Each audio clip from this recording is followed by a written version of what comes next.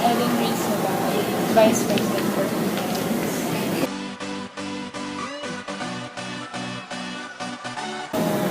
Feeling ko kasi hindi ako masyadong nag-participate sa work ko. Tapos, yun. Kaya ako hesitant naman. Tapos, siguro, sa supervision. Yun. Wala. Okay. Hindi, siguro, supervision sa project, siguro. Tapos, yun. Tumakbo rin ako dito last. Kasi, siguro meron pang gustong gawin for our council. Na-realize ko siya after lahat ng toxic sa week na yun. Meron kasi mga plans for improvement siguro. Kahit sa finance community pa lang. Like, proper delegation talaga ng assignments. Kasi sa finance committee, parang hindi mo makikita kung sino yung ganito. Walang proper grouping for projects kung sino yung assign sa ganito, sino yung assign sa ganito. Kung sino lang yung mag-reply, yun na lang. Tapos parang hindi natatang lahat ng limang reason.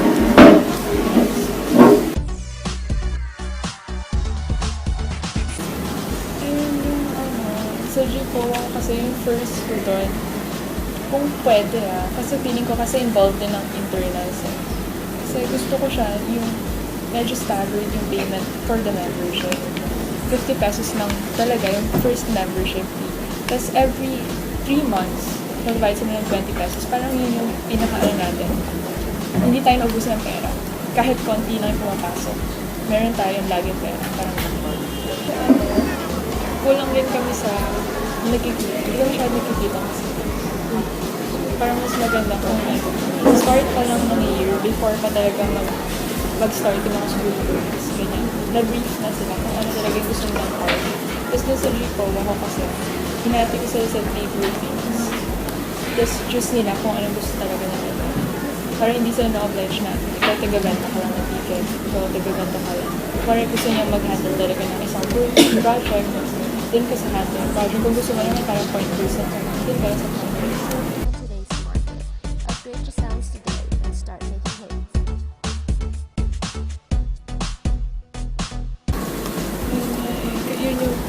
Yun yung problem. Kasi puro 7 yung sa atin ngayon. Hindi talaga natin maiwasan na meron talagang kailangan sa domain. Kasi wala namang kita yung org.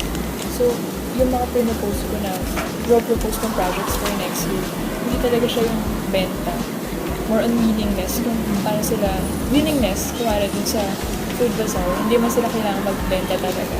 Tapos yung sa cup, hindi naman kailangan na magbenta sila ng tickets for the cup. Kasi sila talaga yung bibili nila.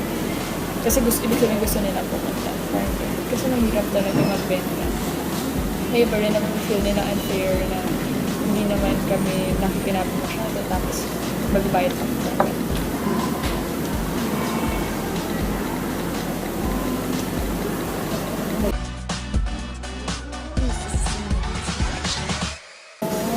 Kasi siguro yung IGP natin ngayon parang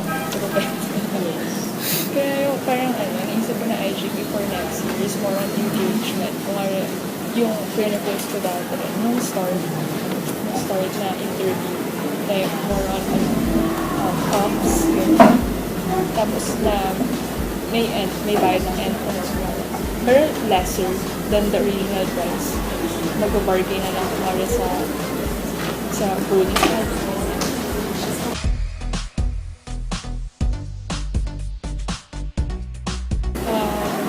Siguro ngayon medyo meron na akong alam sa kanya nangyari. Tapos, siguro sa dealings na rin on how to handle IG. Pero parang feeling ko kasi talaga medyo lacking pa siya. Kailangan pa siya intensify talaga yung learnings.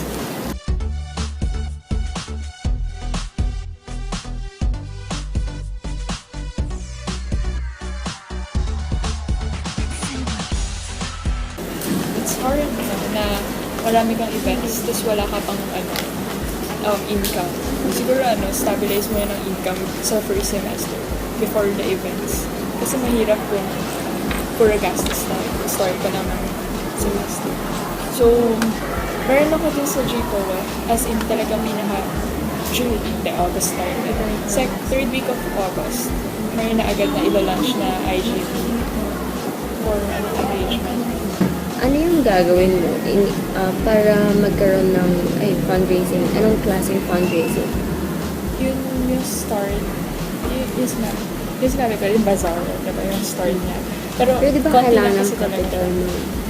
Yung package niya for, parang meron ng contract between the concession stores. Tapos sila na mag-handle nung for the stall. Kasi more on publicity tayo for them. Tapos, yung kita naman nila, hindi natin talaga kukunin na 10%, 20% lang. Kasi minimal lang talaga for the org, para may start lang na event. And for kahit konting IGP doon, then after nun, para nang makita ng members na meron agad, start na. After nun, yun na yung IGP for engagement and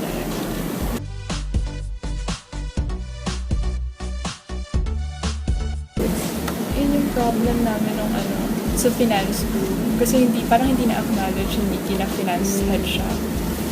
So, yun nga, yung General Assembly for the Finance Committee, start pa lang talaga ng after ng membership, delegation of task na parang ma-introduce na agad yung pinaka-head, sino ba mag-handle nito.